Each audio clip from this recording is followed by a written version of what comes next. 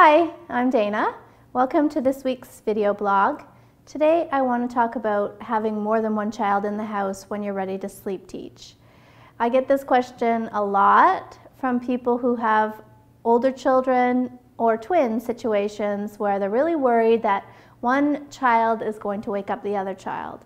And what tends to happen is that it causes a parent to rush in quickly. And I find that you're so caught up in the anxiety over one child waking the other that it really leads to prop dependency.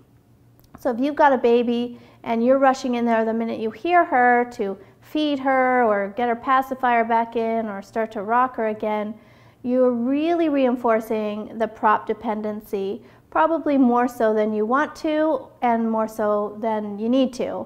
And it's true that some babies just fuss a little here and there in the night, and if you just let it go, they'll often get themselves back into sleep. But again, if you're super sensitive, you're going to rush in there a little quicker than you should.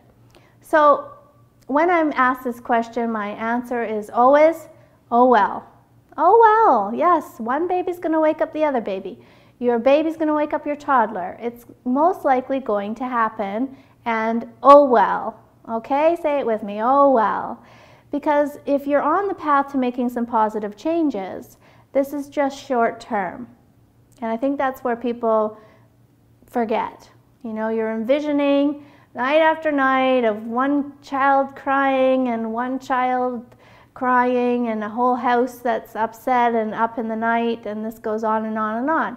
It might happen once or twice as you begin to make some change, but it's okay. It's not the end of the world. If you've got a child that sleeps well, if you've got a Sleep Sense graduate on your hands and she's a fabulous sleeper, just explain to her what you're doing. Just say, you know what, you might hear the baby cry a bit in the night.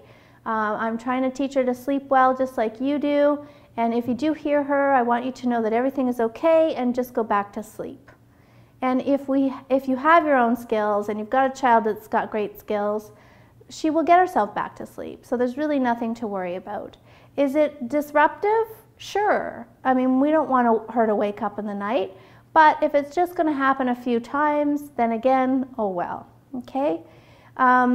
Sometimes if you've got children who share a room, it becomes a little more challenging because it's going to be louder. I would hesitate to do too much change around that. If you've got a 3-year-old who sleeps in the same room with a baby and you want to sleep train the baby, my advice would be to move the baby out. Okay, so if that means setting up a pack and play in your room for a week while you work on teaching her great skills, that's less disruptive than moving your toddler. Toddlers tend to be very rigid around the situation, and if you move your toddler to your room, you might never get her out. All right, so move the baby if need be. And then as soon as she's sleeping well, move her back into the room, all right? And if you've got twins, the same situation can arise where one baby's going to wake up the other baby on occasion, and you're just going to push through it, even if it's a bad night, because you know that once they both have their own skills, they're going to become really great sleepers. So this is just a short-term problem to a long-term fabulous solution. And so I want you to go ahead and do it anyway. Be careful though. I've had clients who move their older children to the couch or, you know, make really significant changes. In my opinion, that is too disruptive. A few nights on the couch, she's not going to sleep that great, and then she might decide that the couch is where she prefers to sleep, and then you've got a brand new battle around that.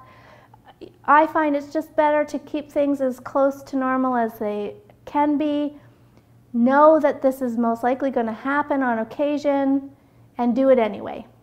Okay, just do it anyway, because you know that by teaching the skills to sleep well to all your children will mean long term you'll have kids who sleep fabulously and do well, and everybody in the family functions perfectly because of great sleep.